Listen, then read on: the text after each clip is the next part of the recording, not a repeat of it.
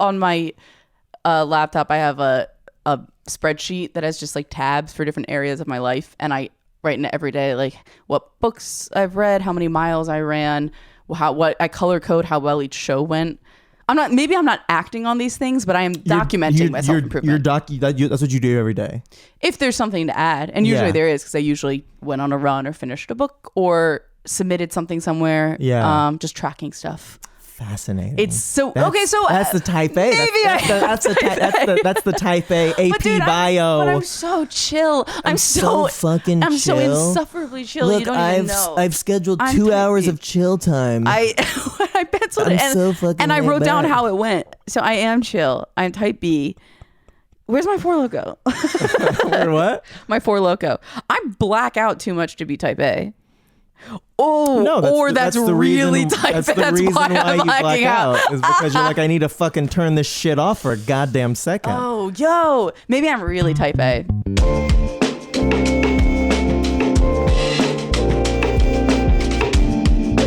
And welcome to Tyler Is Groce Podcast with me, Tyler Groce, where I talk to my very successful friends about life and self-improvement and what you're struggling with, what you're working on, how you're trying to get better so that I can learn all the tools I need to beat them at whatever they're doing. Because I want to win. I want to crush. And today we got a good one. We got Meredith Dietz. Meredith Dietz, met her at a show. She was super funny and super cool, and I was like, come be on the podcast. So it was like one of these introductory sort of, we never really talked before, but we're talking now. And she's really funny, really interesting writer for like an online writer person for Reductress and The Onion, and obviously she's a stand-up comic. You can go to Dietz_Meredith, of course. I'm pretty sure. Oh, it's Dietz.m. That's what it is. Dietz, Dietz.m. To check out all her stand-up, all the stuff she's writing. Super funny. She has a show in Manhattan, Lower East Side, I believe, called Jerry Seinfeld Presents. I just did it the other day. It was very fun.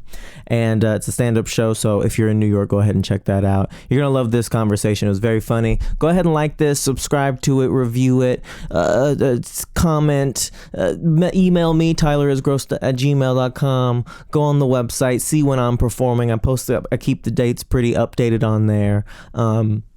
Yeah, and just thanks for listening. Thanks for being here. Come say hi to me anytime. Tell me where to perform. There's a link tree on Instagram at TJ Groce. You can tell me where you want me to perform. I'll come to you and do a show there. So that's pretty cool. So those are some things you can do. Check all that stuff out. Enjoy.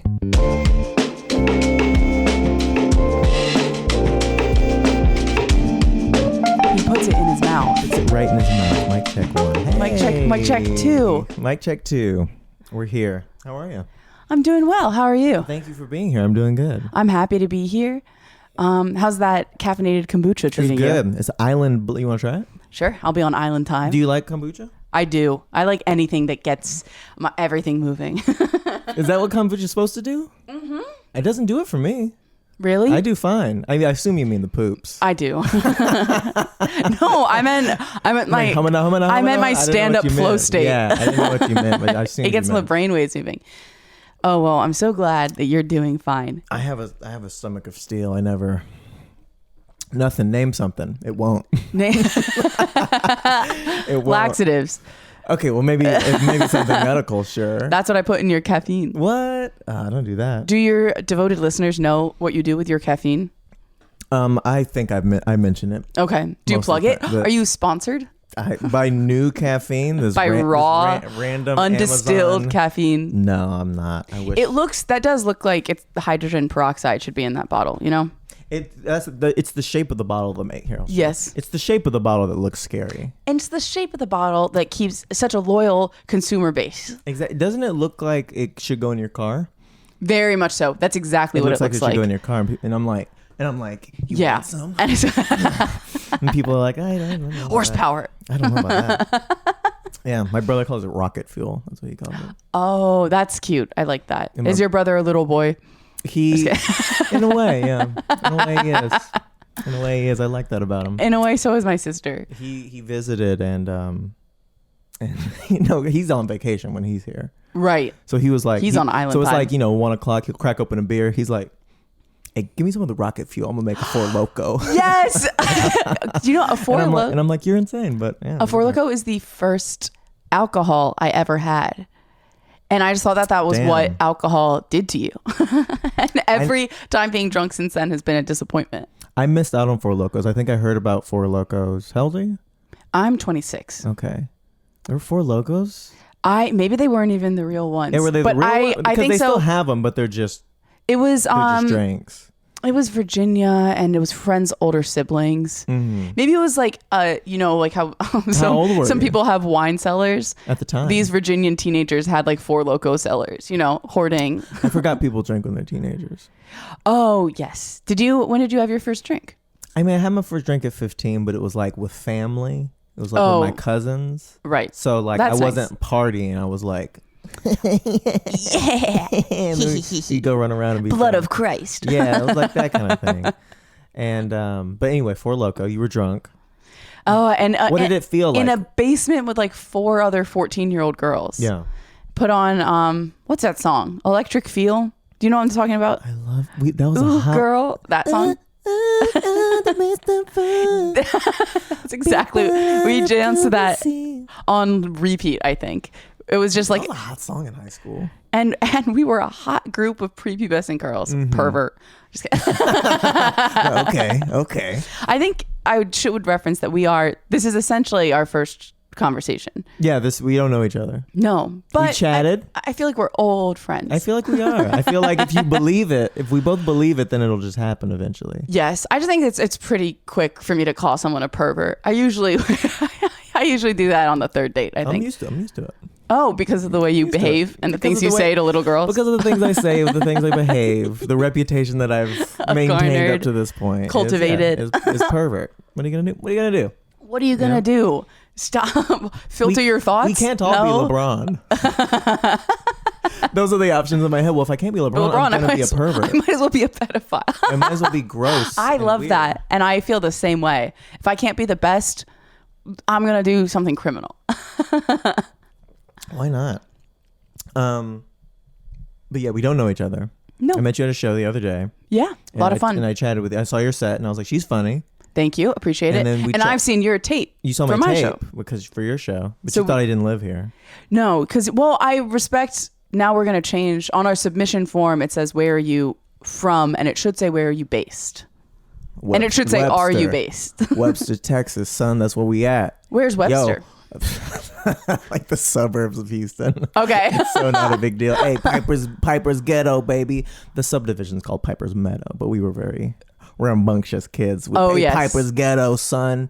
Where we at? I have one ex from Austin and one ex from Dallas. Whoa. All my exes live in Texas. Wow, why are you fucking so many Texas people? You tell me. We just met. I don't know. I don't have the background. Everything's bigger. I don't know. There's a lot of lowbrow jokes I could go for. Are these people you met here? No. One was in college in Boston, and yes, the other one's in New York. I think there's something special about Texans. I think so. I think we You're a bold bunch. I think there's the mix of conservative. The kind of conservative is a specific kind, because I think culturally there is a conservatism in the state. Yes, but not like politically, not like white power, not like all that, but just like you don't say white power. I don't, not often. When it's funny, I will. I can't believe I just said that on mic, and that my haters can now go and get my voice saying white power again. I just said it again. You have a lot of haters? I'm going to after this podcast Quick, drops. say Black Lives Matter 3 times. It'll balance it out. Black Lives Matter. Black Lives Matter. Black Lives Matter. I didn't believe it. Did y'all? I didn't feel like. It's the thing is they're gonna chop up my voice and they're gonna say I don't believe it. And they're gonna get me saying and that. They're gonna be like, white lives matter. White lives matter. And hey, I'm gonna repost Hitler it. did a good job. She didn't say that. I didn't say that. The Holocaust did not happen. No, it did. You putting a robot voice won't save you, I think. What a cancel-proof way just to talk in a robot voice, and then if you ever say anything questionable, you can be like, "This is obviously altered, you know? It's altered. It's obviously messed up. Do you think I talk like a robot? I'm going to move like a son of a deep fake. bitch. But that wasn't, you can't. I didn't do that. That sounds fake. That's AI. That's AI. And Are you scared? In general, yes. Of AI? Of AI also, yes. Yeah. Do you have a specific fear or just like, this is crazy? I would say, I mean, you probably agree with me here, as someone who wants to be a creative and a writer, the idea that our jobs could, like execs could be like, no, let's just put a TV show through ChatGPT is kind of frightening. But I'm also more scared in terms of like AI and deep fakes for like our parents and like my like grandma sending me a clip that says like Joe Biden said this insanely like racist thing, and she's gonna be like, do you see this? And I'm gonna be like, oh, that looks like if only Joe Biden could be so coherent. I wish to say something that racist. He could not put the string of words together. Did you hear this racist thing Joe Biden mumbled? He tried his best to get it out. I know. Are you scared? You know, it's one of those things where like there's been lots of technologies. They come in, they change things, people lose jobs, but then more jobs are created, and I don't know. This is what I really believe, and I think this is a naive belief, but this is what I believe, is that, you know, what about the soul? It's never gonna have a soul. It's gonna it can take, like, if we're comedy writers, if it can take samples from all the other comedy writers and make a nice little thing, but it can't make the Tyler thing. It can't make the Meredith thing, and that's what we want. We want the new thing. Can ChatGPT or whatever be able to make the next meaningful piece of art? I hope not. I probably yes. I'm going to agree with. I'm going to take this naive belief. I want to believe this naive thing too, because I think otherwise it's over for me. Okay, this is interesting for stand-up and stuff, or in general as a podcaster, do you call yourself an artist to other people? Only if they ask. If they ask directly, are you an artist, you would say yes and own that? Well, you know, I'm not at Starbucks, and they're like, artist for latte? Artist for latte? And you say, I'm calling the cops. I haven't been the latte. It was Biden. He was getting confused. I'm glad he's picking up work. Yeah, he is. Keeping busy. Yeah, I guess. The podcasting is hard to say this is artistry. I feel a little bit, but the stand-up and other writing. Well, I think a lot of people come at it from different angles. I think I'm very skittish around the artist word, but I think I should own it. And I have a lot of people friends who like stand-ups who are more like playwrights and theater kid types who are like, what we're doing is art.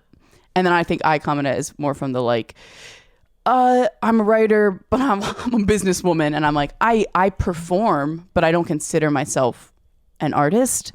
But I should. Well, what part of your thing? Let's talk about it. So you do stand up. Yes. You write. Yes. Online publications. I do. My day job is like blogging. Yeah, your day job is blogging. And that is art. And that's me telling people how to roll over their 401k. That's art to me. I saw it because I was looking through. I was just trying to see who it's on your Instagram. You're not hiding it from anybody. No, I'm not. You're not hiding. And I go in there and it's like Life Hacker. I'm like, okay, funny website Life Hacker. Okay. Not funny. And it was like, 4 ways to budget your portfolio. I'm like, okay, this is going to be funny. This is going to be, and I'm like, oh no, this is just practical Life hack. advice. I need to pay my goddamn bills. This is just practical advice on how to do that.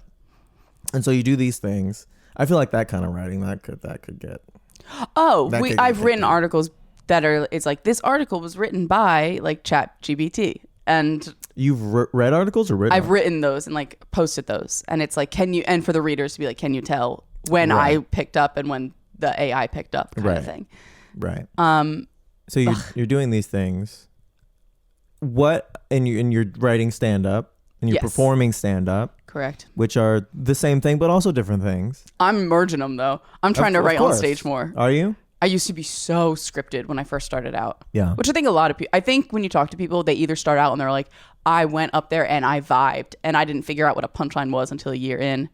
Versus I was like, I went up there and I read very structured sentences that everyone could hear were scripted and I was not present at all. I think for the first year I did stand up.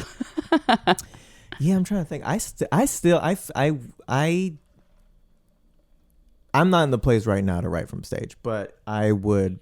Oh, I should. I didn't say I should be, but I'm trying. Like, not even skill wise. I think it's more like, I feel like to write from, you hear like back when Louis, I don't know how you feel about Louis. Back when Louis was cool, he would always be like, hate his stand up, love his personal life. Both redheads. I'm sure that was very conflicting for you. Oh yeah, no. As one of the good ones. As a woman, I didn't know how to feel. As a redhead, I was staunchly in support.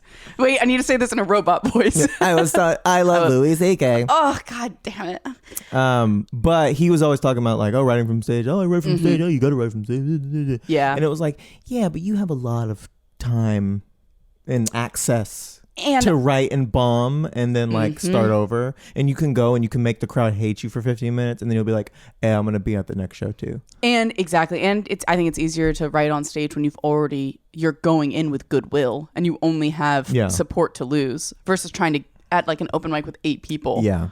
And I think at my level, I feel like selfish if I'm kind of like writing on, which I shouldn't. I'm sure we're at the same level. Really? I heard you start to say, I don't want to. I'm sure we're because I'm so much greater than you. I'm sure we're doing fine. I mean, I consider myself pretty green, but I might also be saying that as like a protective thing because I'm not as far as I want to be. How long have you been doing it?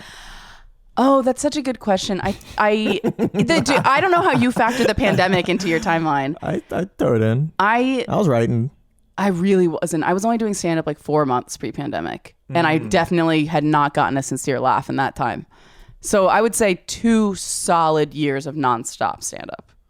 Plus like a pandemic's worth of being online, writing jokes, submitting headlines and stuff. That's crazy because I saw your set and I thought your set was good. And I was like, oh, she's funny. Appreciate it. That's great. And then the more I get to know people out here, I'm like, oh, he's good. How long you been? Oh, a couple years. I'm like, what is this city doing to comics to make them very good, very quick?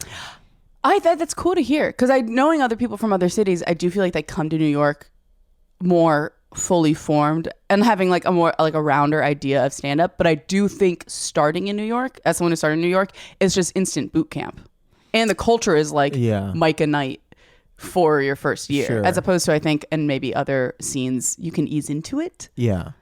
And like so you can get your footing. And in this one, it's sort of like I talk about this all the time too. It feels like at least in the Brooklyn-y, like each mic it isn't always like a workshop or writing on stage. It feels more like an audition.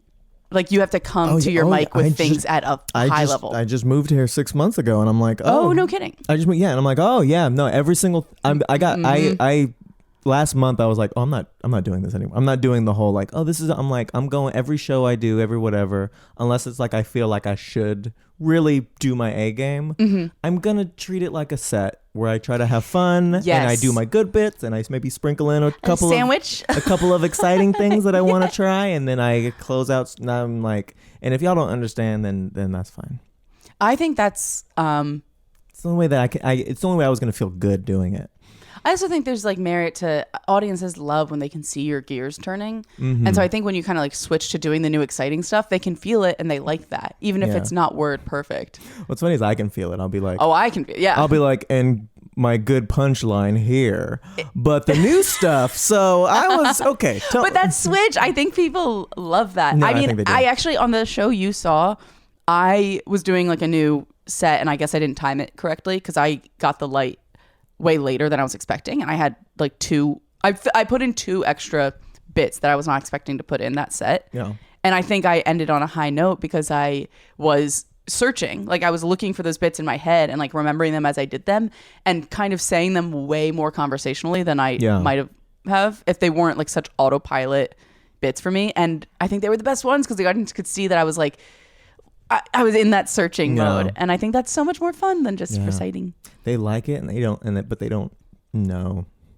You know, they're just like, why did we not like that as much as we do like this? Totally, I think you're so right. Like awareness of why it was more fun. It's hard to be aware for us, even for us watching somebody. It's hard for us. It's just a human thing. Oh my god, I saw the literal Jerry Seinfeld at Beacon Theater. The man, the myth, the legend. Yes, I didn't know he was a real guy. I just did you say the Holocaust thing to him? I did. And he said, if you plagiarize me again, no. No, I saw him. I was in the fucking nosebleeds. Yeah. But I saw his, I mean, you know, him doing this same hour he's done for 40 years. He's 100. But, you know, like I was seeing it with a bunch of like Brooklyn comics who we all are, you know, just like our brains are poisoned with like ironic meta humor. And to see like the Seinfeld, like the template of what everyone who I think are a few years older than us were copying. Because I think a lot of people our age are copying more Louis and like John Mulaney and No Woman Ever. Ever.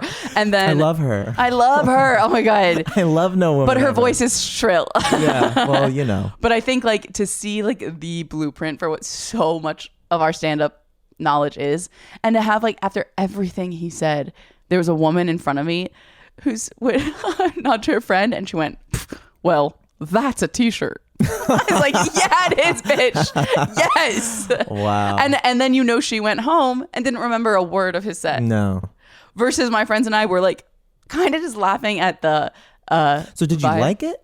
It's so hard to say, man. I like Seinfeld. Oh, I adore Seinfeld. No, I like my his- show is themed after him. Sure. I like. Oh, baby, you're on low power mode. Am I? I've fucking plugged in. Hold on. Technical difficulties. Okay. Here's my favorite Seinfeld joke from his set. He goes, Thank God. It's back. Oh boy, that was close. I really saved it. There, everybody. I loved it. He goes, I'm saying it. He goes, here. If you 5 hour energy, okay. If you need 5 hours of energy, go to bed. You know, I'm sure there was more to it than that. No, there wasn't. He didn't That stop. He didn't stop there. No, that was the hour. He sat there and stared at us. I don't believe that was it. Oh, he was amazing. And then there were times where like, also it's the kind of thing. I don't know. I can't read how you feel about it.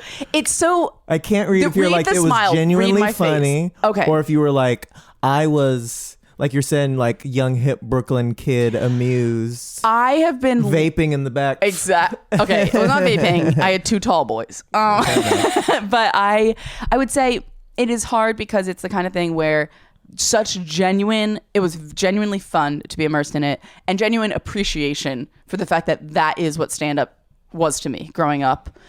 But also, and genuine like respect for the fact that like, what he's doing, we can make fun of it and do the Seinfeld voice forever. It's so much funnier than every other person I know. Yeah. All of that, did I laugh from my gut once? No, because those aren't my experiences. That's not the humor I like. It's like, I don't know. It's a big old like respect for your elders, but what actually makes me genuinely excited and laugh? No. Yeah. I feel sacrilegious saying that. The one on Netflix, the 23 Hours to Kill, which I really that's a really fun title. Number one. Yeah. And number two, I love that hour. I legitimately. I mean, his bit about the difference between what great and bad is very, or good and sucks, or great and sucks. Oh, you know what I'm talking about? I do. That's an amazing bit. No, That's an incredible, genuinely funny surface, but the depth of the bit. And he's just skating on the surface, but you can feel the reverberations of how deep it goes because it's such a deep philosophical joke that I do. I also that's masterclass. It's masterclass, and that's a couple years ago. And I like know? when it wasn't fucking go to bed. Go to bed. That's good, Jerry. That's a good Jerry. Have you ever seen the documentary? It's called Comedian about Jerry. I watch it every couple of years. Yeah. You're a real Orny Adams. No, okay. Man, that guy, they really did him dirty in that documentary. I know. I think there are interviews of him being like, that doc ruined me. That's not what I was like. And I'm like, well, some of it. I mean, yeah. It's fine. Sorry, I just gasped because I actually just got an insane foot cramp and I couldn't hold it in. But it's fading now. Jerry's so we were up there in the balcony watching Jerry's and that's like kombucha moving through you, dude. That's what it is. Okay, so of all of these things, you went and saw Jerry, and you write sometimes, and you write blogs and stuff. What of those things you perform and you write, and you're trying to write from stage? What of those things would you connect most as an artist with? Ooh. Okay. That was my question. Podcasting is an art for you. The way you just brought that back. Listen. Listen. I'm listening. It looks like I'm having fun. I'm never relaxed. No, I'm constantly thinking. When I got into this apartment, he said, "Sit your white ass down and listen." Listen, that's just how I talk to white women. That's not even personal. And that's just how I listen as a white woman. With my ass down, face up.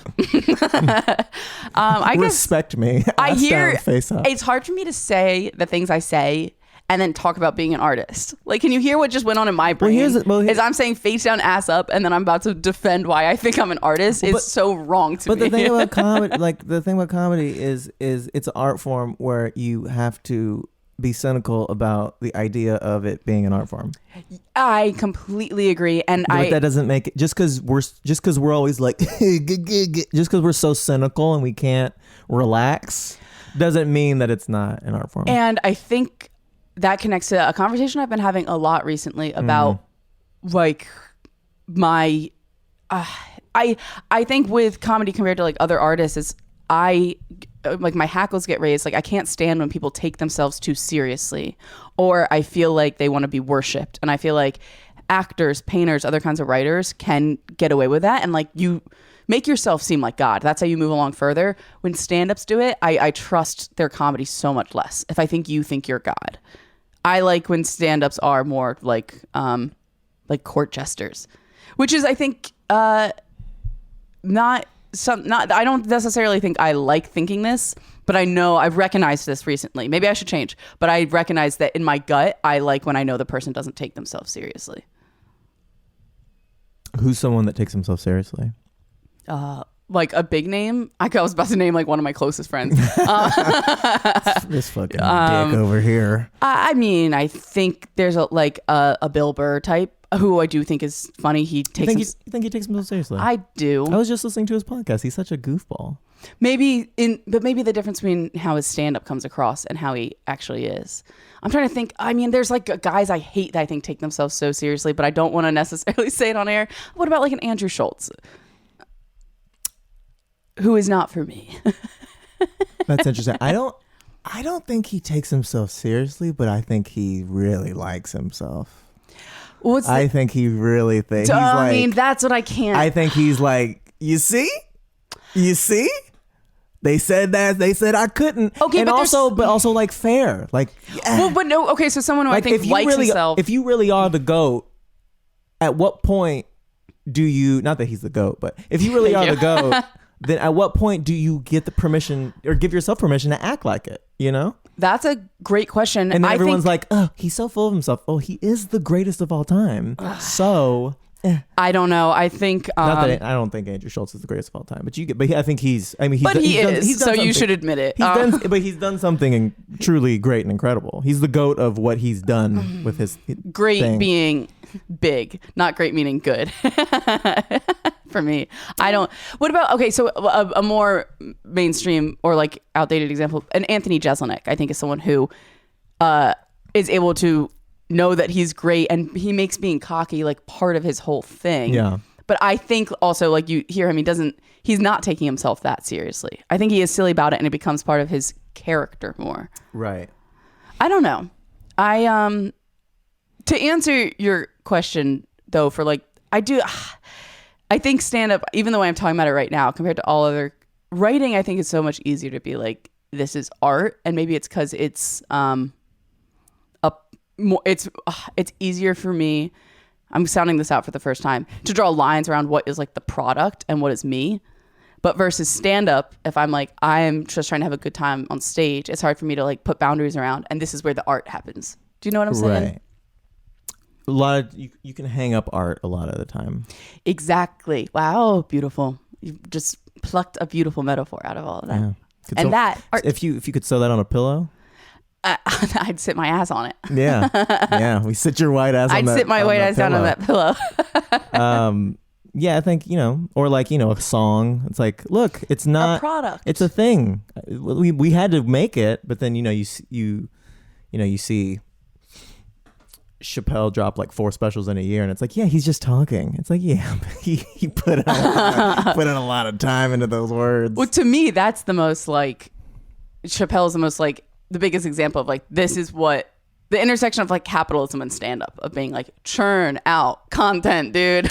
I think he's just that. He can do it. So he's like, why Yeah. the fuck would I not take a bunch of fucking money? Could you imagine me at the level where you Can can? you eyeball Mike Booch? Yeah, I was. Did you want some Booch? I don't need any more booch. I got my iced coffee. Okay. I couldn't think of a cute little word for it. We can slurp on Mike. But Okay, so you as a person, yes. Meredith, where are you from? You said Pennsylvania. Yes. You have a sister, at least one. Two sisters. Two sisters. You're the middle. I'm the middle. Wait, did I say that to you? Nope. Fuck. I just genuinely. It's just that I'm holding a microphone right now. I just saw it all over you. Well, dude, would you guess that my older sister's a blonde and my little sister's a brunette? No, but that's interesting detail. I think I come across as I was the one redheaded middle child. Yeah. Did you feel that way? Were you treated? Was everyone like yuck or whatever? Dinner time, except for you in the corner. Is that dude? what I don't think I can blame my red hair for that one. I think that was the way I carried myself. Yeah, that was just my personality. And what's your sibling? I got an older brother, 2.5 years. Oh wow, are you guys close? Mm-hmm. He comes and drinks beer at 1 p.m. He does, and I'm going to visit. He lives in Spain. I'm going to go visit him in a week. Where or in two. Spain? Barcelona. I was just in Madrid for a week. Well, wait. Did we talk about this? Did you mention it? There's a chance because that was like my first night back. I think was that I feel show. like that sounds. There's a chance, or you know, sounds familiar. I think it's probably just I walked in the room and you said she has a Spanish glow. That must have been it. What were you in Madrid for? Hanging out? Did you do any shows? I did not. Oh, buddy, I didn't think about stand up for a week. It was amazing. Yeah. I was with a friend who has been living there for the past year, and it has changed her for she is just the relaxed approach to time and like lack of I just spent a day like sitting in the park and I didn't feel guilty about it. It really cured my quick walking, fast talking New York soul. Yeah. You know. Yeah. My brother, he do you are you a gamer at all? I'm not. Okay, that's fine. So do you know The Legend of Zelda? I do. You know, it just came out. There's a new I one have dropped seen. on I've been Friday. seeing the jokes about it, and I've been playing it, and so is my brother, and that's one of the things we've been talking about together. And it came out on Friday, and he was like, "I got it."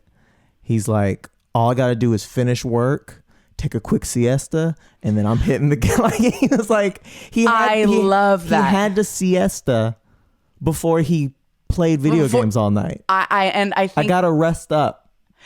That's to game. If I was not so tied to comedy, I would want to go and live somewhere where that was part of the day. I know. Like there's so many other places I would like to live. Where would you live? Do you travel a bunch? Because he's a big traveler, so I've gone places with him. I'm trying to go to Thailand this year. Ooh. My brother, he just took a DNA test. We found out we're from like Nigeria-ish region, so we want to go to Nigeria. Wow. Maybe like next year. That's cool. Where else have you been? Egypt, Russia, all over Europe, Australia, New Zealand. And mostly with your brother or solo or? I guess mostly with the family. Because he moved there, and then it was like, well, now we have an excuse to go. So, yeah. So then we go, and Germany and Spain, Portugal, Denmark. I lived in Amsterdam for a year, so Netherlands. Amsterdam's one of my favorite places. I've been twice. Yeah. But only for like 4 days at a time. But you lived there? Mm-hmm. What were you doing when you were out there? Vibing? Comedy. Really? Mm-hmm. There was an improv theater out there. I was doing improv for like a year. Wait. I'm doing stand-up Are you an improv boy? Mm-hmm. I'm newly an improv You can't girl. tell? improv gun. Improv phone. Okay, well, this is actually something I've been talking about a lot, is being like, I am very much so. I'm on an improv team. Love it so much. Where you go? In Brooklyn. Where do you perform? Oh. Do you have a spot that feels like home? Yeah, I'll plug Full of Bones at BCC. Brooklyn Comedy Collective. That's what I wanted to hear. Eris Theater. Yes. Are you BCC? I am not anywhere. I want to get into BCC. I went there. I went to a jam. I want to go to a jam. There's jams tonight. I want to go tonight. Yeah. I'm on a show tonight. Where there? Yeah, in the deep space, right before the jam. I'm plugging something that means nothing to your listeners. This will already happen. They're not going to see it. They're never going to see it. And guess what? They'll never see it again because everything we create in that room is magic. Okay, I'll go. What time is it? 7 p.m. Okay, 7 and the jam's at 8? I think so. How am I supposed to go see the show and sign up for the jam? You will be the first to sign up for the jam because we leave and then the jam's in that space. But where do you sign? We'll talk about that. We're doing true logistics for tonight. Can you give me the directions? Yeah. What's the cross streets? Everyone, if anyone's wondering the address where we are right now, I'm not going to dox you. I was like, do you see it? I'm like, I was trying to remember. No, but I don't remember. I very much so. It's so funny. I've been doing improv for a year now, but I still put all these qualifiers around it being like, because I'm not like classically trained where I'm like, I'm a stand-up who does improv instead of just being like, oh, I'm a stand-up and an improviser, you know? I did that too. Yeah. I remember doing that. I remember being like, because I was better at improv faster than stand-up. So I was like, I'm an improviser, but I do stand-up. Oh, you were the reverse. Yeah. And then now it's certainly flipped. Yeah. Wait, what was it like in the Netherlands? Was it in English? Yeah. Okay. Mm-hmm. Was it a bunch of expats? I mean, they speak English. Okay. So, but it was like maybe like 50-50. Oh my. 50% Dutch and 50% expat. Do you think, and maybe our cultures aren't different enough, but like sense of humor wise? No. It wasn't different or not the same? I mean, you could do it, but then whenever, like with any art form, there's what's there, what's been established, and then there's whenever you add your little flavor into it. And when I would add my flavor, they were like, "No, we don't need all that. We don't need this Texas. We don't get why." Yeah, exactly. We don't need any of that. But it was fine. I was fine. And you know, one of the annoying things is that where I came up with improv, I came up doing like, sort of like, it was very much like improvised theater. That was kind of the vibe. These were like theater kids that started I know doing exactly improv. what you're talking about. So they weren't like, quick second city, ping pang, bam, boom, hey, quick edit, go, yes, laugh. That's boom, more fast. me. Yes. Yeah, it wasn't that. So like a lot of the times doing theatrical things, like I would often, if we're in a scene and you're like, "Where's my dress?" And I would like step out to the audience and be like, "It's destroyed," and like that is funny because it's melodramatic. I agree. And I would do that, and they're like, "We don't get it." Well, that's so funny. I think similar to the whole like taking yourself seriously thing. I am comedy brained, but I love when improv is a little bit wink wink meta. Yeah. It's melodramatic. But the more like theater background people are like, keep it grounded, and you are giving a performance in a way where I'm the same, where I'm like, yeah, the dress, oh, you mean the tattered one I'm wearing right now? And Yeah. I don't know about you, but I'm like, I'm so fucking selfish. I like never do like voices or real characters with strong opinions. I mostly am coming in for I did a joke. Yeah, I got the goose. This weekend, or to like pimp someone out to like sing a song. You know what I mean? This weekend I'm going back to Austin to do a 48-hour improv marathon where we just do Whoa, improv for 2 days. That's gonna be so fun. I did it once before and it was a lot of fun. This time, Mulder. Do you still have a lot of friends there? Yeah, I do. But I'm like, the first time I did it was stacked with all my homies. And then this time it's like I got some friends, some acquaintances, and some strangers. And I'm like, that'll be cool. Is it like a party?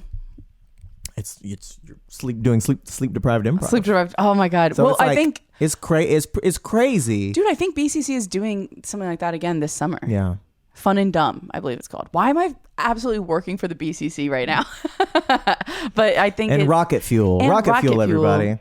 It's got 2 openings for both your promo holes. code the Holocaust didn't happen. For caffeine. That's so Alex Jones. The idea of selling caffeine and being like, so you can deny the Holocaust faster. Nah, I'm working. We Gucci. Middle child, growing up in Pennsylvania. Yes. Were you artistic growing up? I think for my family, I loved like drawing and stuff. But I was really academic and a very high strung kid who like, I think I didn't consider or like think about the idea of like comedy as like a viable career path at all until I was 23. I was definitely within the world of like, stand-ups who were like, I snuck into my first open mic at 16. I definitely wasn't that. I was like, I'm getting a 5 in AP Bio. Yeah. What about you? Were you an artistic kid? See, I'm trying to learn more about you. You keep turning around on me. I forget. I was drawing. I was good with music. I was like, I could pick up a recorder, and I was like, hot cross buns. A little lamb. And my mom was like, oh, he's creative. Oh my god. I was like funny and shit. I think I definitely was the creative one, I would say, compared to my siblings. Like my little sister's an engineer, and so I think in contrast to that, everyone was like, well, Meredith's like goddamn like artist. Yeah. But I also was just a big old jack of all trades and was not good at being bad at stuff.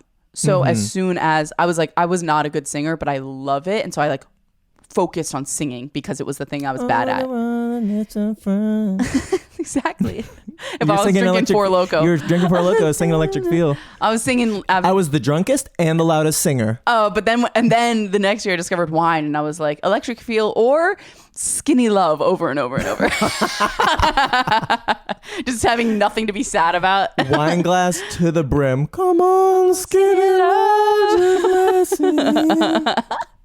I love Skinny Love. I still do. It sounds like we need to do a Spotify mix or something. Like it sounds like we need to go to karaoke right now. That's what it sounds like we need to do. But so then, how did you go from, or are you still that high strung kid, or are you super cool now? And mellow, and nothing bothers you, and you're just like, whatever, man. Do you see my septum piercing? Hey, look, you think I need a job? No. I think it's I have trouble describing myself. I don't know about you, but I visionary.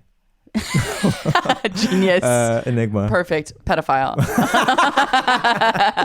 I don't forget the pedophile. I would say I'm either the most relaxed creative shit type A or the most high strung type B. I'm somewhere in that space. I think I've chilled out a lot over the years. I used to be I think I've chilled out like a lot. In terms of like approach to time and productivity. With stand up, I think like the first few years you do it, you're like every show is like, I'm going to get discovered, or like I would beat myself up so harsh for each bomb. But the more you do, the more diluted it gets, and the more you realize it's about like keeping your head down and just like having fun every night. So I think that has made me chill out a lot. Just having a worldview formed in your childhood, which was like, I need to be the best at everything and blah, blah, blah. Kind of. I do think I have that. And then having that belief tested with stand-up and realizing like, oh, that belief isn't actually true or helpful. It's really about consistency and doing it. I think sleeping your way to the top. Exactly. Sucking dick for money. I do think that. Can I have that joke? Chomp, chomp, chomp. See, that's how I do improv. I'm like, can I suck your dick? Bite. And I do ask. That's ask. Good. That's good. But I don't wait for an answer. I just pick up a vibe. Consent's all about eye contact. Okay, I'm not doing it. Robot voice. But I do think that it was so hard to learn their lesson that there was a difference between like being funny and doing comedy.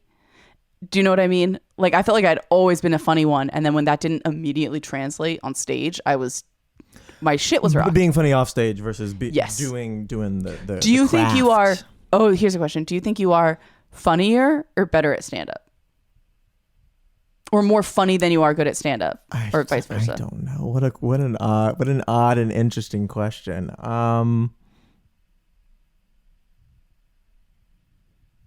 I can tell you you're neither. Fill the space. Okay, we don't love dead air here. I would say that for me, I know that I'm funnier than I am good at this specific skill, and that's comforting for me because I'm like, okay, I'll just keep doing stand up and practicing until I'm better at it. You know what it is? I think I'm funny, and I think I'm good at stand up. And I'm getting to the point where I can take my funny and do it with stand-up. Yes. So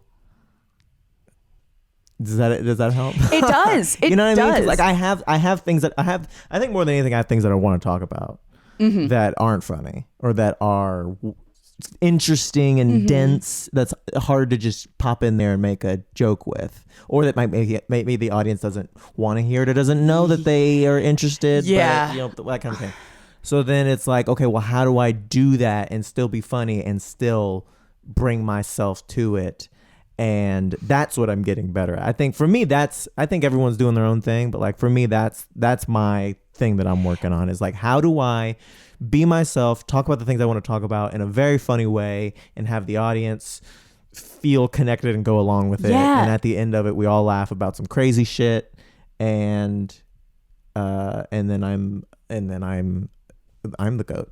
Yes. And then I'm Andrew Schultz. And then I'm Yes, Bill that's Burr. the ultimate and then goal. I'm Anthony Name a Jeselnik. woman. And then I'm Lucille Ball. It's the first. She's great. I mean, that's the first GOAT I think you did name. Yeah. I know. Yeah, I totally think that's a very real ongoing thing of like taking what makes you funny off stage and like packaging it for on stage. And like, look what you're saying, but you're like connecting with people. And I think some people. That's the whole thing about. That's what the whole thing's about.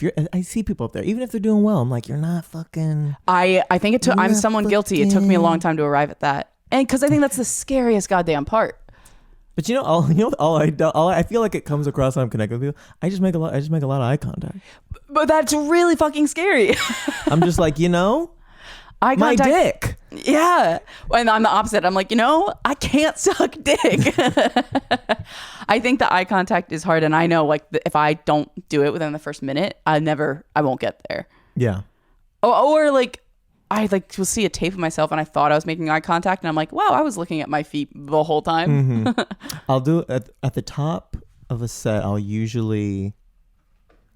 just be like, what's up? How are y'all? And I'll just like kind of just long enough to just like, I'm good. Are y'all good? Like to really look at them. Yeah. So that they know I'm here. That's huge. And that I'm looking at, and it's very small. I don't think it's particularly noticeable, but I can feel when I do it and when I don't. Makes a huge difference. Yeah.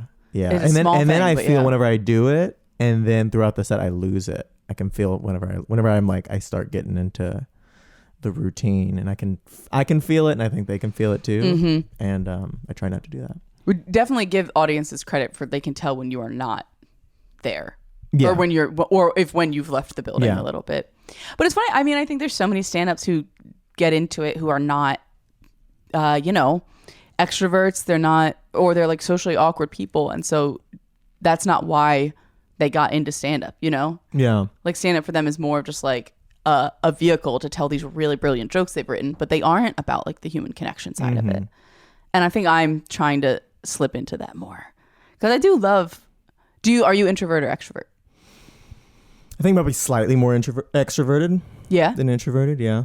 Depends on the day. I think I used to say ambivert. That's what I used to say. Ambivert. Because I read an article on Facebook, back when I used to use Facebook. Are you also agnostic? Like you're just taking the coward's way out of all of it? And I have taken a test. I'm slightly more extroverted, but I get tired. I get so tired. I'm like, I'm fucking tired. I'm tired. What? I'm tired. I don't need to talk to you. But then if I'm here by myself, I'm like, I'm slow. Well, I need to talk to somebody. It's so funny because I love me some alone time. I think I'm like a quick burst extrovert where like I could go to a party and be in a group of people and I'm like, look, the spotlight falls where it falls. I'm talking a lot, but I'm real quick to be like, and I just sucked all the air out of the room and I need to go home and punish myself. Yeah, there's those moments too. So I think I'm like, I go suck all the air out of the room for a little bit and then I leave quickly. Yeah. And I'm like, what do people talk about when I'm not there? Couldn't imagine. they're like, man, I can't breathe. She really sucked all the fucking air out of the room. But I know I can feel the way I feel after like a one-on-one conversation and the way I feel after like a party. I'm like, oh, I'm an introvert. Do you know what I mean? Yeah, you feel you had fun, but you feel drained. So drained. And maybe that's self-imposed. I like I force myself to perform. But I think I just like really like making sure everybody feels having fun. Yes. Yeah. And I put that on myself. Well, tell me. So the premise of the podcast is I ask my successful friends about what are they working on? What are they struggling with? What are they trying to improve with themselves? Are you a self-improvement person? Very much so. What are you like in a freaky way? What does that mean? Like I'm like not free. No, I think that's what I've changed a lot about myself. But I used to be a very like I mean, for instance, on my laptop, I have a spreadsheet that has just like tabs for different areas of my life, and I write in it every day like what books I've read, how many miles I ran, what I color code how well each show went. I'm not acting on these things, but I am documenting my self-improvement. That's what you do every day. If there's something to add, and usually there is, because I usually went on a run or finished a book or submitted something somewhere. Yeah. Just tracking stuff. Fascinating. It's so that's the type A. That's the type A AP bio. But I'm so chill. I'm so fucking chill. I'm so insufferably chill. Look, you don't even know. I've scheduled 2 hours of chill time. I penciled it and I wrote down how it went. So I am chill. I'm type B. Where's my Four Loko? Where what? My Four Loko. I black out too much to be type A. Oh, no, that's really type. That's the reason why you black out is because you're like, I need to fucking turn this shit off for a goddamn second. Oh, yo, maybe I'm really type A. So you run, you read. Are you reading self-help books? Are you reading fiction? Not anymore. I'm more reading fiction. These self-help's in the early 20s thing. It is, and I did all of that. I'm like, and because the thing is, if kind of you read one, you read them all. Kinda. Oh, for sure. And so what is that one? I mean, there's like The Outliers. That's like got to be like the Malcolm Gladwell one. That's not a self-help. Self-help. I mean, I think it's a very interesting book. I consider most pop psych kind of self-helpy. It's self-help if you're like, how do I get to be that? Yeah. It's like, but The Outliers is kind of like, there's nothing you can do. What is the other one I'm thinking of? Is it called like Creative? Do you know? Blink? Not Blink, but the one that has like all the color, all like the like watercolors on the front. That's a lot of them. Oh, so I did just. a lot of them. I don't know. I want to say the word that's coming to my head, Adam Grant. Do you know what I'm talking about? No, I don't. Fuck, maybe that's also just a guy I know. Maybe that's not the name of the author of this book. But I do agree that it's an early 20s thing. Yeah. When you're lost. Because you're lost and you read it and you get a little okay. And then it's more or less good to have in your back pocket. It's true. And then as you go on, it's more narrowing down. Where you're like, how does life work? Okay. And then you're like, okay, how does 401ks work? Exactly. Let me read that. I think since I found stand-up, I haven't like needed a self-help book because I didn't need to distract myself with like the illusion of working on myself. Yeah. I was able to be like, oh, now that I have a passion and a purpose, I don't need these like random bullet points of like how to be more motivated. I'm motivated. I have something I'm working towards. Yeah, that helps. I think self-help, like, I don't know who self-help is really for. I think it's for the illusion of like being like. I think people need it. I think people use it. I think, it's interesting to hear people's worldviews and how they get successful and what their thought process is, and maybe there's little gems, and I think also as you go on, people need to say the same thing in different ways, because we can't whatever fucking Carnegie said is not going to resonate with us. Listen, I'm speak for yourself. I'm making money. I'm on TikTok and I got a butt plug in. Okay, Carnegie, you don't know what is going on in my world. You don't think Carnegie was getting a butt plug? Was plugging up his butt? He was the first with the gold standard. He was in the first assembly line. He's like, all right, you do the bass, you do the plug, give it to me. He's sitting like this, like perched going down the conveyor belt. Take it out, I dare you. I like the pop sound. You're an improv master. I know. Wait, why did we bring up self-help books? Because that's the premise of the podcast. And what is the premise is? How are people helping themselves? What are you doing to improve yourself? What are you working on now? How is Meredith trying to become a better Meredith?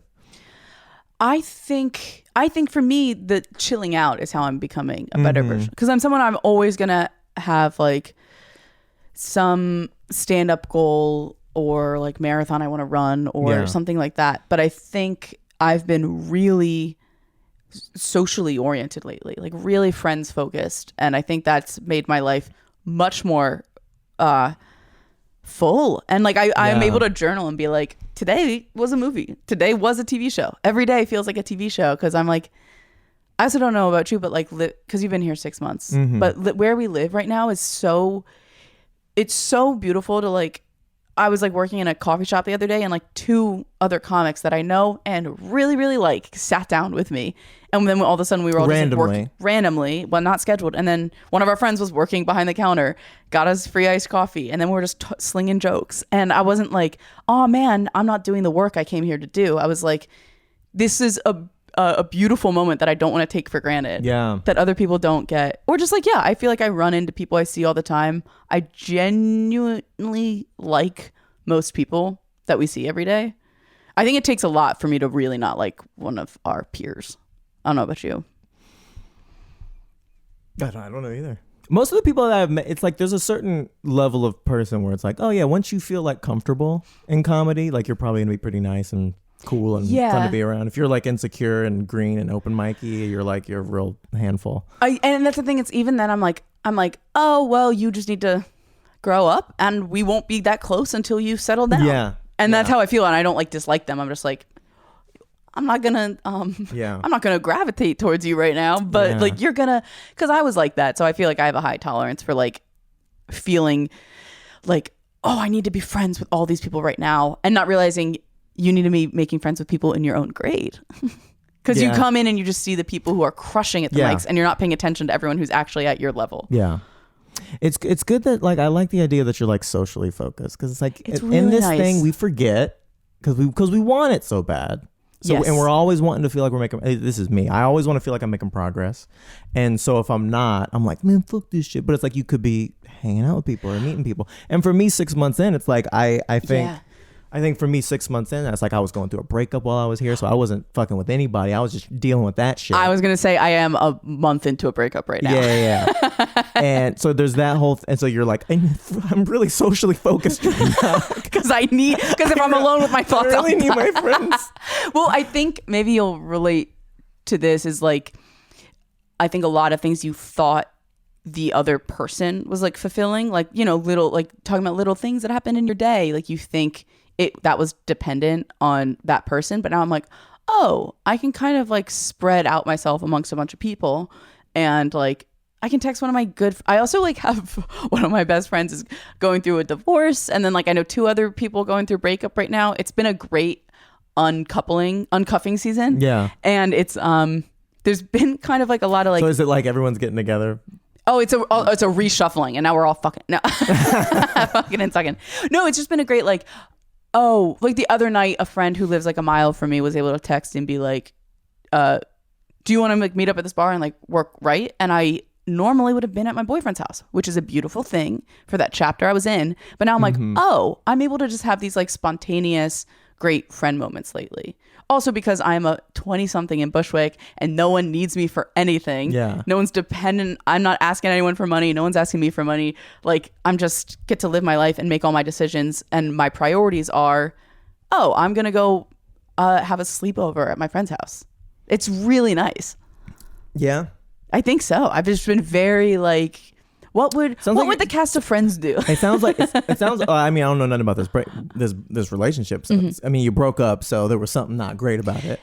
There was a reason to break up. There was a reason to break up. You got out of that, and it sounds like you're like, oh, I can like breathe again. There's stuff to be grateful for. I mean, the relationship itself was good. I was definitely happy before, so I'm not having the like, I think great 20-somethings. I need to work on myself. It's just more like the, oh, it's he was filling a thing. My holes. And all of the holes. Name them. Any of them.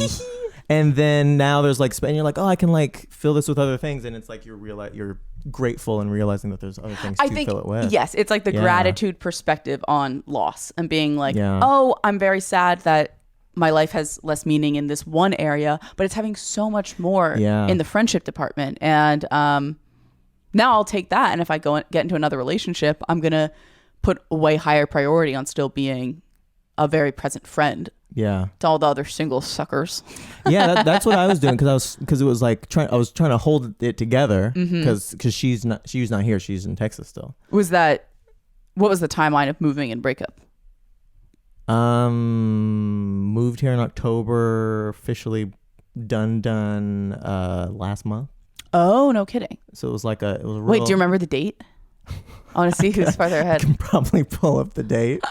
How long were you guys dating? We About don't have to talk about about a year and some change. Oh my God. Year and some We were in the change. exact same situation. Yeah, a year and some change. Wait, was yours long distance?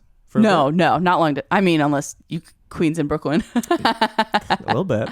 But But yeah, no, there was that. Yeah. So it was like, I was trying to do that, very distracted. I was here. I was like, oh, I always wanted to move to New York, live my dreams. Oh, but it really sucks and it's terrible and I don't know anybody. And then me and her's falling apart. And then now that it's like I'm out of that, there's still moments, there's still spikes of like grief and sadness. But then it's like, there's a lot of shit. Like I don't have that much stuff going on for me here in the city necessarily, but I'm like, but I have some stuff, and there's some stuff that I can build on. Yes. And it's not so bad, even though the city is pretty awful. I mean, it's so. You know what you need? What do I need? You need an improv team. That's what I do. I do need an improv team. I'm looking. What was your team called?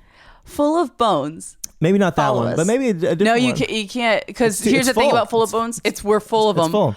We recognized the other day that it's 6 members on the team, and we were looking around, and I was like, oh shit, the breakdown of our team, the demographics is 2 girls, 2 gays, and 2 Italians. The perfect electoral college. I would need another black. Yeah. And that's not the words I would have used, but That's what you're implying. You were really Exactly. with your eyes again. you could have been a girl or a gay. You're Italian passing, dude. And that you're a maybe. fucking creep. Fucking weird. Oh, Meredith.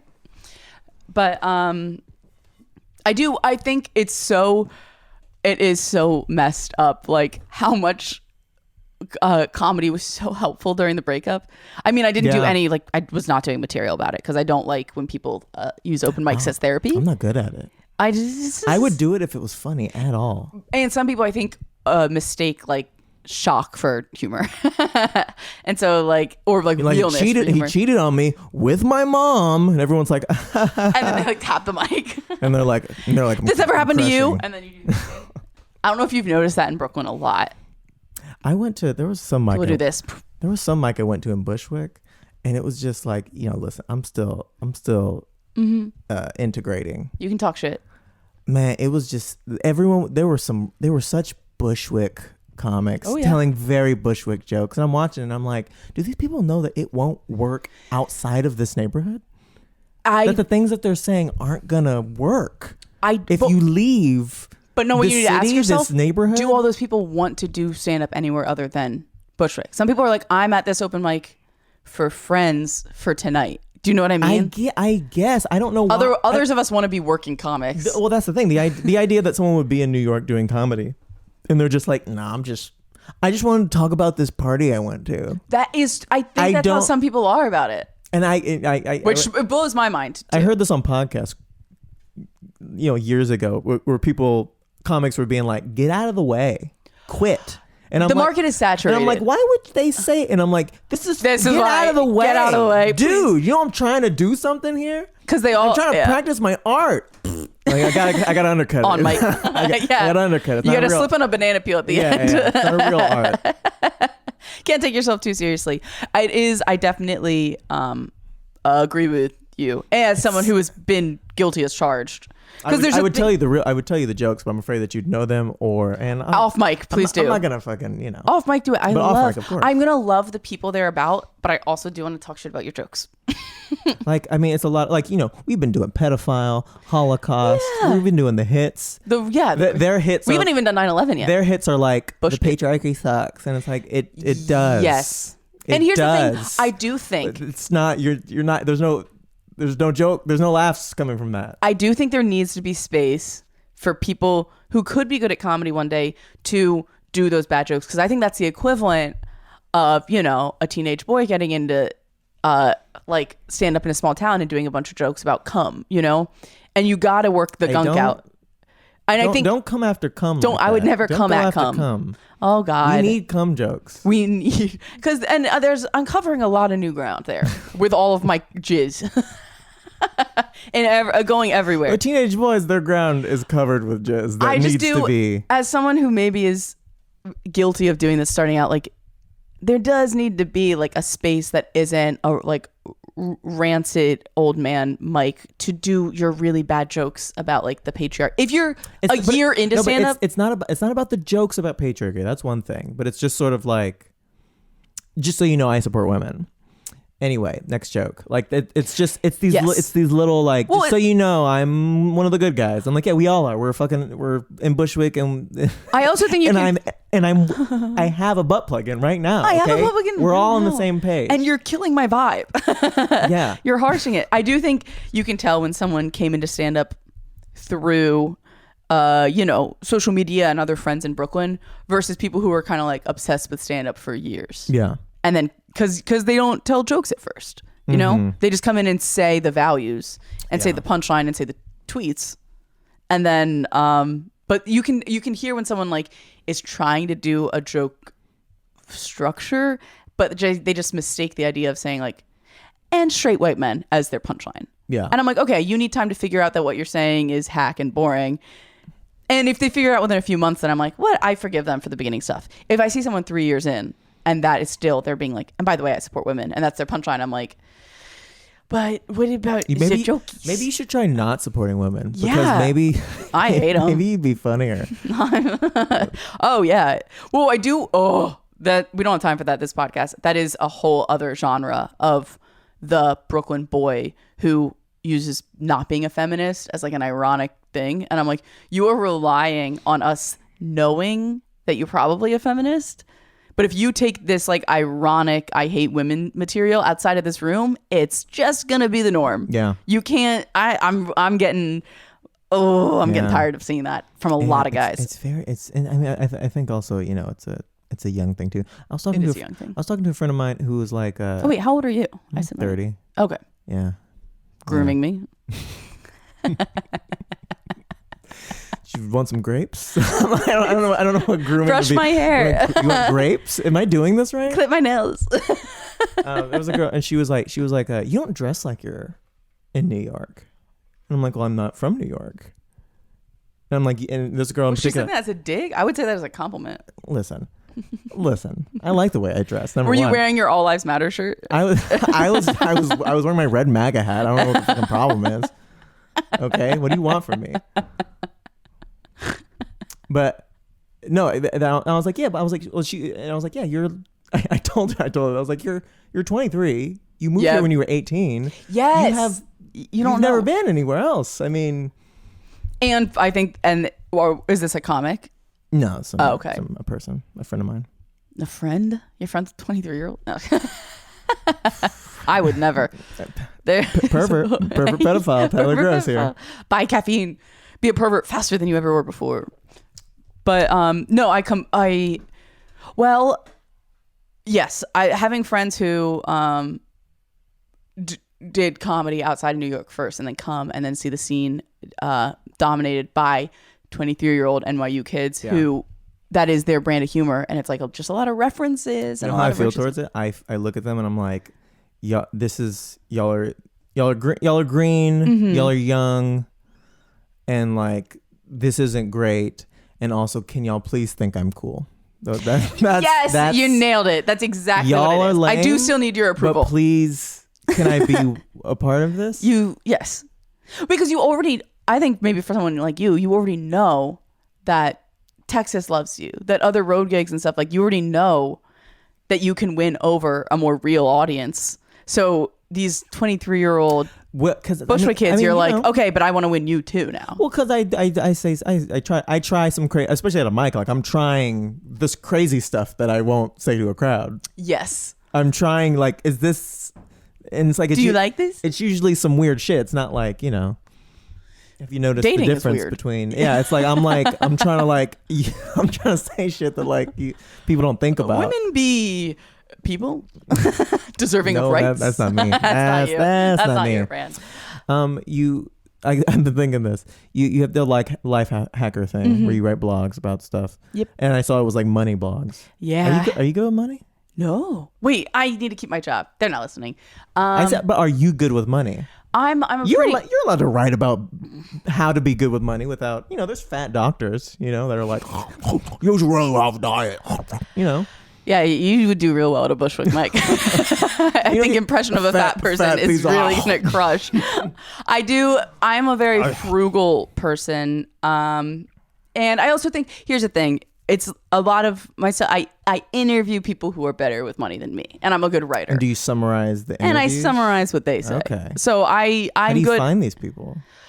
A lot of Instagram, a lot of like people putting out that they're personal finance gurus, and me being like, I have to turn in an article in 15 minutes, and they're like, okay, here's some advice. Question: whenever you ask them to be interviewed, do they ask for money? No. Are they like? So they actually, they don't. Hey, hustle. I could really use like 50. If you want to interview me, it's 50. Venmo me 50. If you could just Venmo me 50. No, I think usually because I come at it from like digital media journalism, so they're like, you don't usually ask for money for those kinds of interviews. Right. It's usually just like, it's good for them to plug like, hey, I'm in a real publication. So what if you guys followed me? And then they'll monetize themselves that way. Okay. So many people these days need to keep enhancing their personal brand. And so something from like a blue check account getting published helps them. So it's also usually a real low lift that I'm asking. I'm like, can you answer this one concrete question? Mm-hmm. And I'll quote you, and then you'll be able to say you were published. So that's how I would say it. That's not exactly what I don't know if that's how J School would put it, but I didn't go to J School. So what's J School? Journalism. Oh. See, I'm learning how to speak like them, but I wow, they call it J School? Yeah. That's ridiculous. That's what it's called. What unnecessary jargon. I mean, time is money. Oh, did y'all go to Jorsco? Jorsco? J School? I went to Jorsco. J School? That's the Jerry Seinfeld school. Jorsco? I went to the J School of Comedy. I only got into Kramer University. Oh, God. I know. But man, all the doors we had open. Kramer School. You should have seen my B-. My final exam on that talk show. When I did that rant, I crushed. Do you know the Kramer rant? The N-word rant? Yeah, yes. Yeah. I remember watching it and not being as offended as I should have been. That's what I remember. When did you watch it? I don't know. Let's watch it now on my...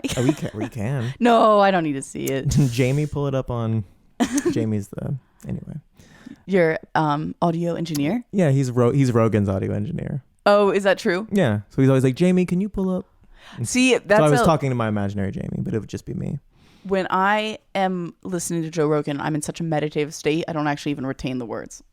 So I didn't even know that. Because you're trying... Is it like a... I'm just like osmosis. I'm just trying to get it into my brain. What are you trying to get in? Just kind of... interview?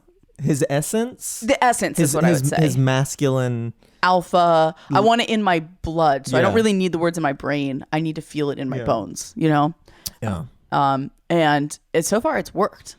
I don't remember like anything that he says on the podcast, but I can do 800 push-ups when I'm listening to it. I'm telling the truth. 800 push-ups. On my pinkies. Man, I saw him in person in Austin. Man, he got a big old head. You saw him? Yeah, he got a big old head. He looks like he's short and he has a big head. How short? You a little guy? I don't know. Short king? He's probably as tall as you. How tall are you? I'm like 6'4", if that matters. 6'4"? If that matters to you, Jesus Christ. I'm 5'6". If you pay attention to that kind of thing. Yeah, I guess I'm 6'4". I really identify as a Libra, but if you really want to box Are you on the dating apps yet? I mean, they're downloaded. When did you post breakup download them? I never got rid of them while we were dating. Neither did I. But it wasn't like that. No, definitely not. It was just like... I'm just not going to delete it. I'm not going to delete my fucking Hulu app either, now that we're broken up, you know? Is it her account? I use her Netflix still. There is one... I think she was using her ex's Netflix, and now I'm using her ex's Netflix. So, like, it's a weird... And then you need to give your new girlfriend... interrelational, incesty That's such a beautiful connection. Because that you I have don't with think this it person. was his Netflix in the first place.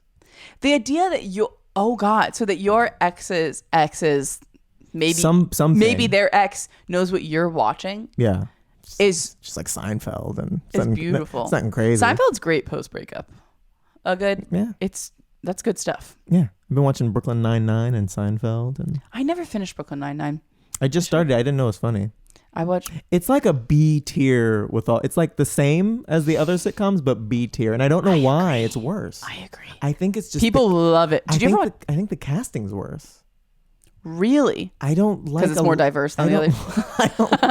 Why can't they just have 4 white people getting into hijinks? Please, Seinfeld, Parks and Rec, and 2 of them are Jewish, so it's kind of not, but it's pretty white. 2 Jewish. TOO. But did you ever watch Superstore? No. God, that one is one that got pushed into like the lower ranks. It's so fucking funny. Really? It's one I will plug. I haven't done this in a long time because I haven't watched it in forever. Superstore was it's what people wanted Brooklyn Nine-Nine to be, but it didn't get any of the clout. I think Superstore was an amazing show. I feel like I maybe tried to watch it or something, but it gets better as they like start relying on the kooky cast members more. It gets so good. I love Superstore. Yeah. I haven't watched a comfort show like that in a while. I've been watching goddamn Succession. What'd you think of the last one?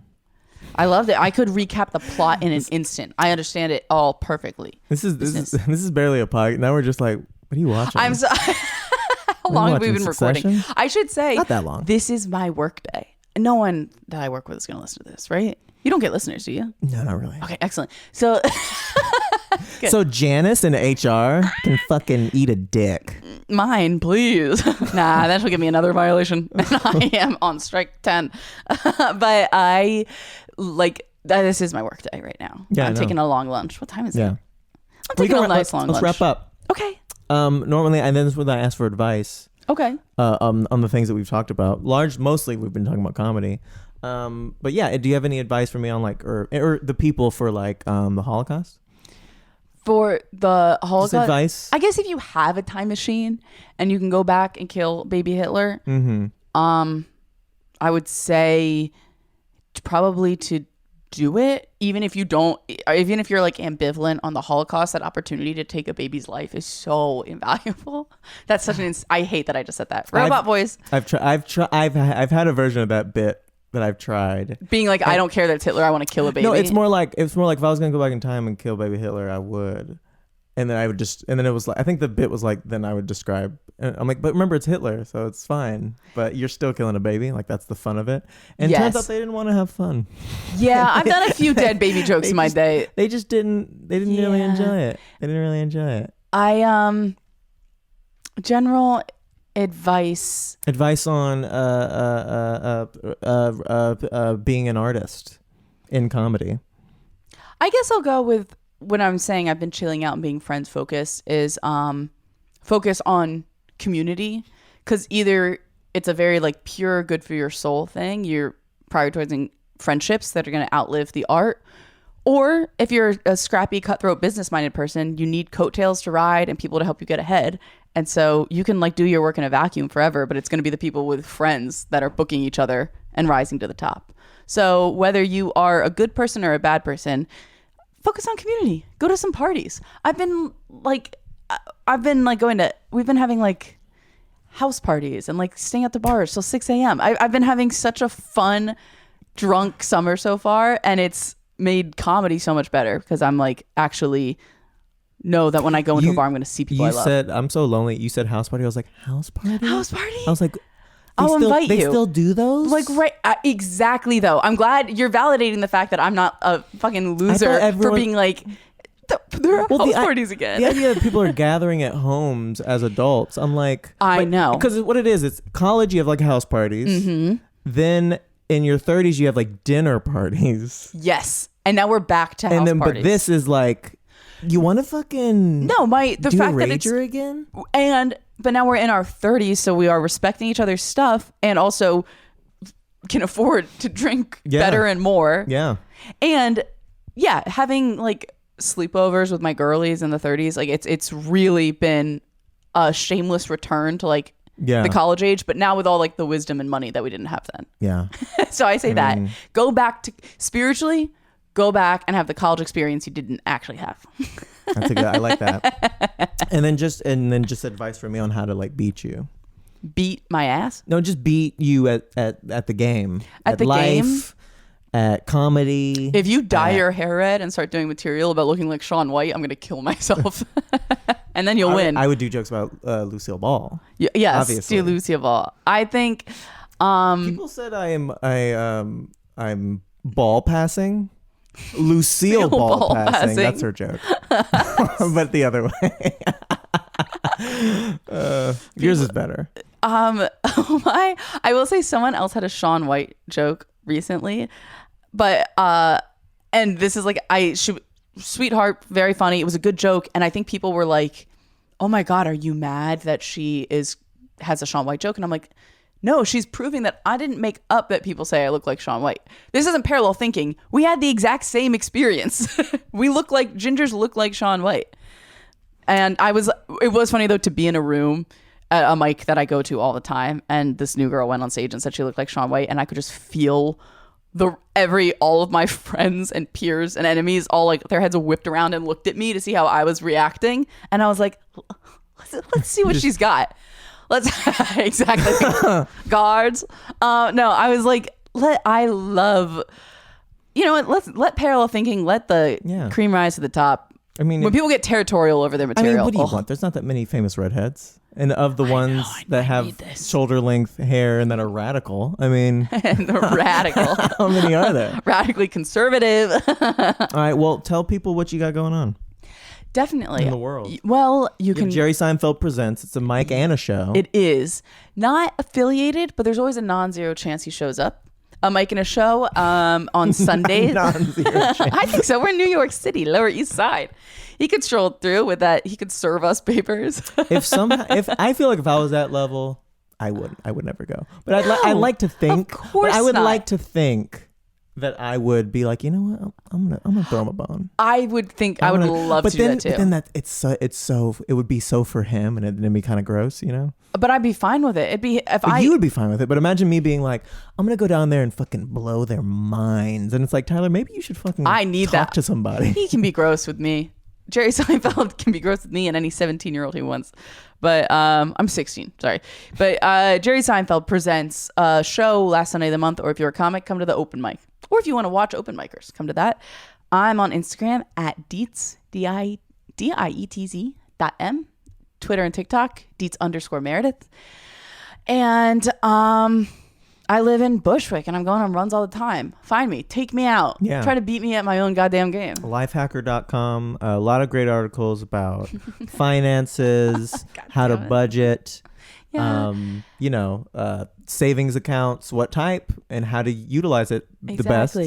And a lot of great stuff. A lot of great stuff from me, someone who has a lot of wealth and loves investing and is really good at it. Hell yeah. Well, thanks for hanging out. Thank you so much. Nice first talk. Great to meet you. Yeah. We'll